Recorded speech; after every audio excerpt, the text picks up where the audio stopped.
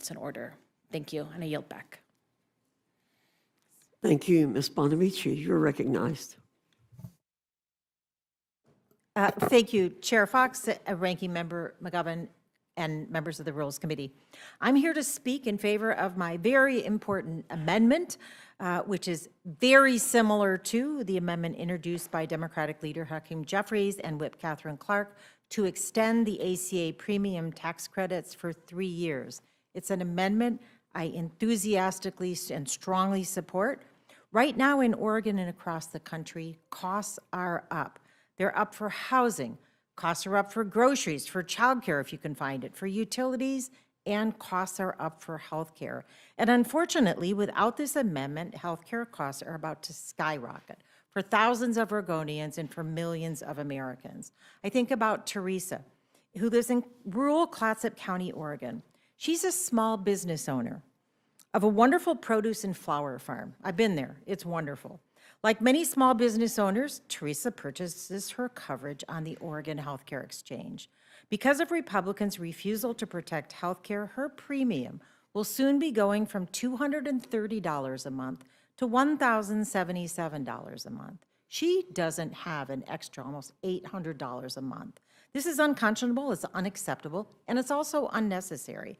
Teresa's about to turn 60. She works a tough physical job. Running a small family farm is challenging, even in a strong economy. But she won't be able to afford her premium, but she can't afford to be without health care. One illness or one injury could threaten her health and her livelihood. Teresa could be forced to close her family business, a business that plays an important part of the North Coast economy in Oregon.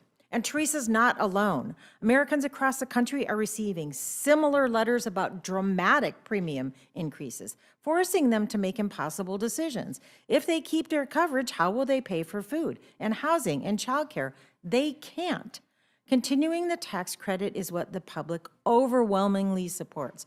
I've been in this room for a bit this evening, and I've heard a lot of conversation about the Kaiser Family Foundation. They found that about 3/4, 74% of all U.S. adults say Congress should extend the enhanced tax credits for people who purchase their insurance through the ACA marketplace. At least half of adults across parties continue to support the extension of the tax credit. More than 9 in 10 Democrats, 3/4 of independents, and half of Republicans. Colleagues, we know that too many Americans are struggling to get by because of high costs. And Madam Chair, you were talking about pandemic. No, we're not suggesting that there's still a pandemic. What we're suggesting is that this president ran for office saying he was going to lower costs. Costs aren't lower. Costs are going up. And with this amendment, the continuing resolution under consideration, this will, without the amendment, the CR will add to their burden. More people will struggle to pay for health care. Many will go without. And that means, as Dr. Dexter explained, they will delay getting critical care. They will end up in emergency rooms. And we know that's worse for health outcomes and it's more expensive. So Teresa and everyone in the United States, they should feel secure, not fearful when they get sick. They deserve better, and we can make things better by adopting this amendment to extend the enhanced premium tax credit for 3 years.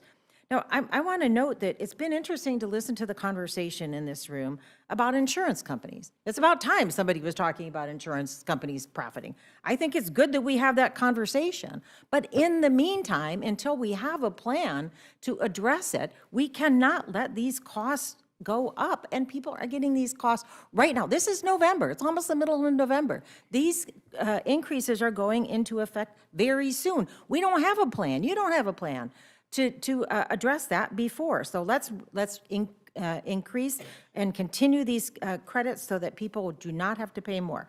Finally, I do want to mention as well the outrageous get-rich-quick scheme for several Republican senators that was tucked into this bill apparently at the last minute, through which several Republican senators will be getting payouts of millions of dollars. This is truly a corrupt provision that should not be in this bill.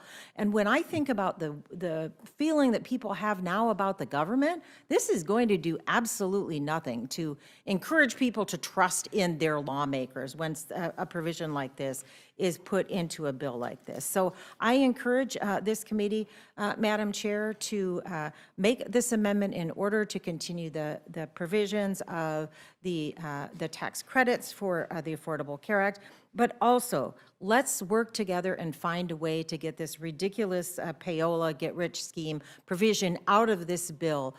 It's not a partisan issue, Madam Chair and Rules Committee members. This is an issue of right and wrong and trust in government. I thank you, and I yield back the balance of my time. Thank you, Ms. Bonamici. Ms.